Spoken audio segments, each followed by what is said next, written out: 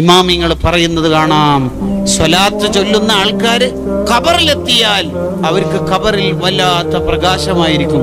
സ്വലാത്ത് ചൊല്ലുന്നവർക്ക് ഒരു സ്ഥലത്തും ബുദ്ധിമുട്ടുണ്ടാവില്ല. സ്വലാത്ത് ചൊല്ലുന്നവരുടെ മക്കള് നന്നാകും, മക്കള് നന്നാവും, ഹൃദയം ശുദ്ധിയാകും, ഖബർ വെളിച്ചമുണ്ടാവും, സിറാത്ത് പാലത്തിൽ വെളിച്ചമുണ്ടാവും. സ്വലാത്ത് ചൊല്ലുന്നവർക്ക് ആഖിറത്തിൽ വലിയ മഹത്വമായിരിക്കും. സ്വലാത്ത് ചൊല്ലുന്നവർ ആഖിറത്തിൽ എത്തുമ്പോ തന്നെ മുഖം ഇങ്ങനെ പ്രകാശിച്ചിട്ടുണ്ടാവും, അവരുടെ വായിൽ നിന്ന് ഇങ്ങനെ സുഗന്ധം വരുന്നുണ്ടാവും. അതുകൊണ്ട് നമ്മളൊക്കെ സ്വലാത്തിന്റെ അഹലുകാരാവണം.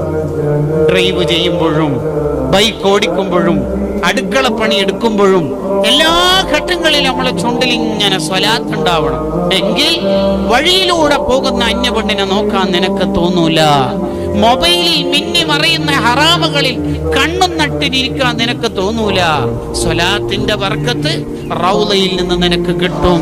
തെറ്റ് ചെയ്യണമെന്ന് നിനക്ക് എപ്പോഴെങ്കിലും തോന്നുന്നുണ്ടെങ്കിൽ ഉടനെ നബി സല്ലല്ലാഹു അലൈഹി വസല്ലം തങ്ങളെയോ അവിടുത്തെ പച്ചക്കുപ്പയെയോ ഓർമ്മ വന്നിട്ട് നിന്റെ മനസ്സ് ശുദ്ധിയാകും.